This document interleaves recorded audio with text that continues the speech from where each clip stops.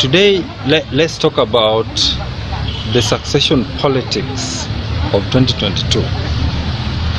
It is clear now that the people of Mount Kenya region, or the leaders of Mount Kenya region, have spoken. And they have spoken resoundingly well that they want one of their own to succeed President Uhuru Muigai Kenyatta. Before we go into this, let me give you just a brief history of how the people of Mount Kenya have been managing their succession politics. If I take you back way into 1992, when we were going for the first multi-party elections in 1992, we had two presidential candidates from the Agikuyu community, or from the Gema community by extension.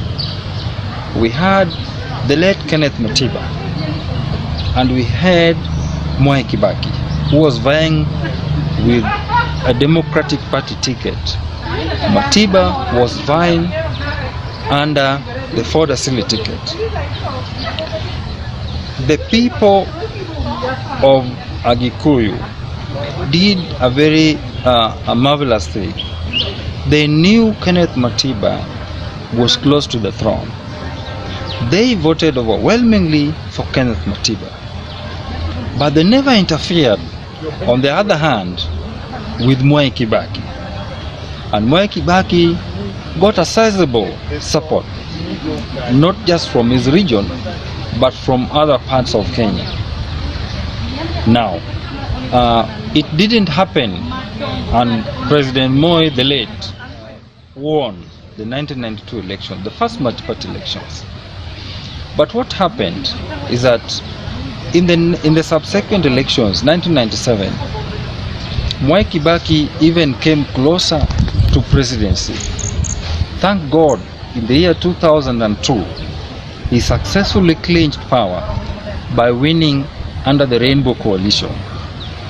Now, the same year Kibaki won the election is the same year the current president, Uhuru Muigai Kenyatta, also vying, coming from the same region. The people of Mount Kenya never interfered with Uhuru. Uhuru Muigai Kenyatta got a sizable number of votes from Central Province and from other parts of Kenya, thanks to the support that he got from the late president, the retired president, Daniel Arap Moi. Now, this is something interesting. Again, Kibaki won the elections, and Kibaki took over power. In the following elections, that was the year 2007, Uhuru Muigai Kenyatta moved closer to Kibaki, and the two actually campaigned together. And what happened? Mwai Kibaki won, although there were issues in that elections, but Mwai Kibaki was sworn in as the president.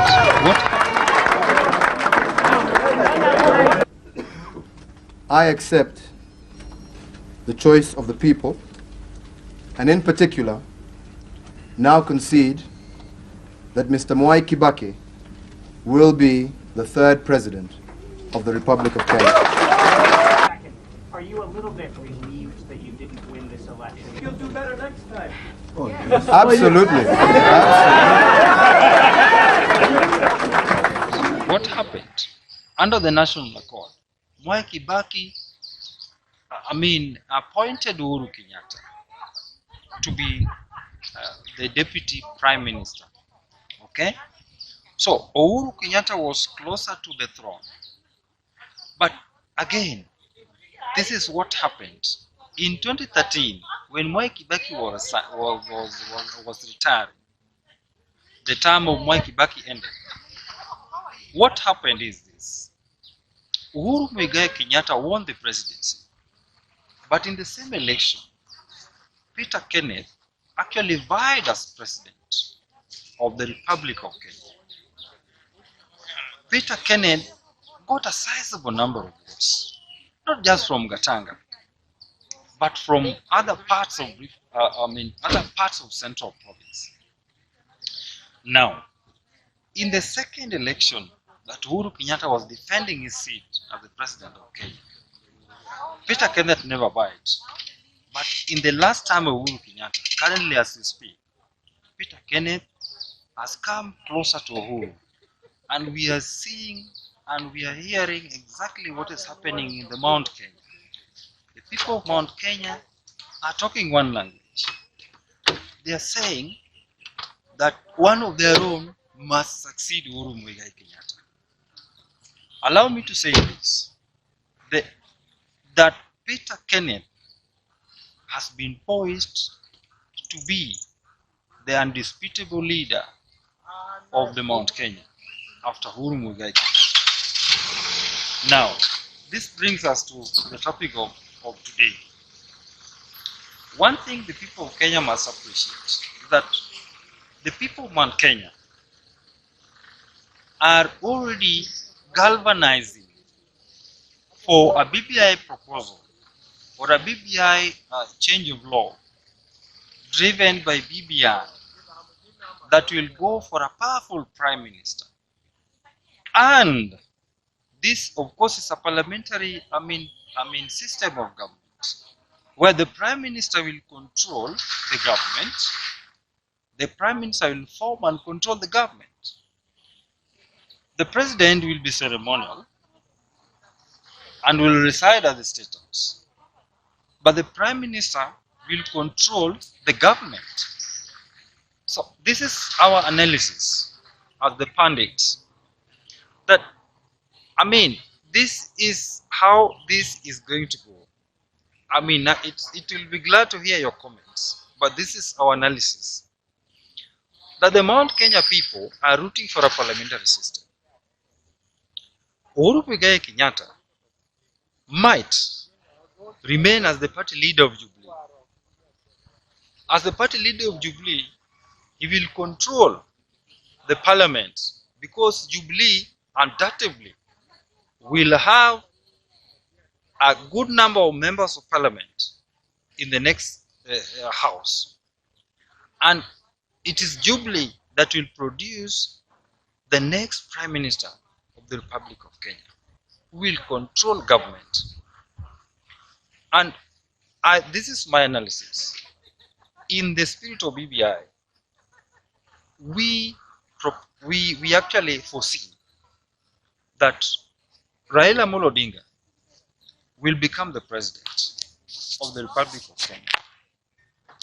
Gideon Moi will deputize Raila as the deputy president of the Republic of Kenya under this new arrangement.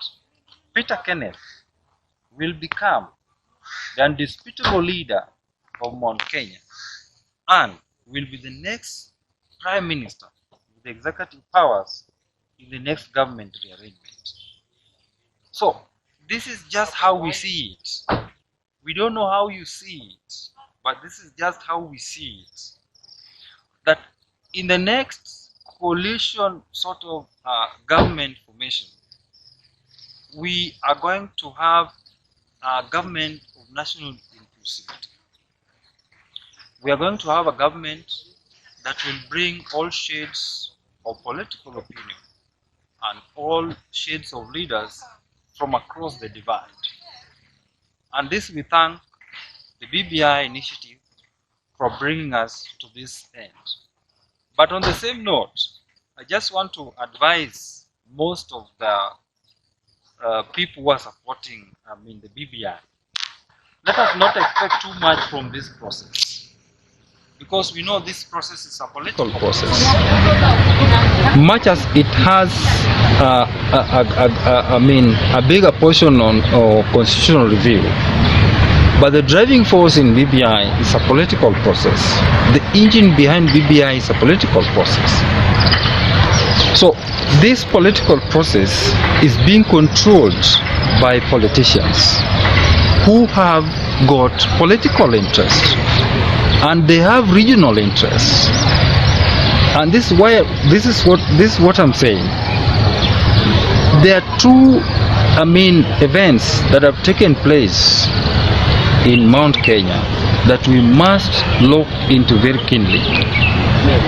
The last of which was the quote-unquote celebration of Kimunya's victory as the leader of the government business in the House, the leader of the majority in Parliament.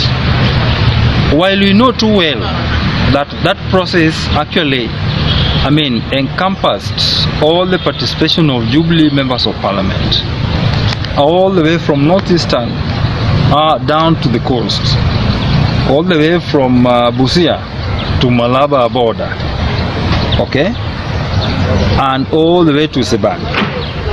But you see, when it comes to the so-called quote-unquote celebration, we only saw people from Mount Kenya who are coming to celebrate the Kimunya's victory in Parliament under the banner of a lunch meeting. This is the thing. This was not really a Kimunya's affair. This was a convergence of people from a particular region who are advancing the interests of that region into Uhuru Kenyatta's succession. It is more than obvious that Kimunya's elevation to be the leader of majority in the National Assembly is actually a political thing. It is not something that just came out of the blues. This is a community that is organizing themselves to continue to control the next government that is going to be formed. So this is our view as the Pundit. We will be glad to hear what you have to say about this.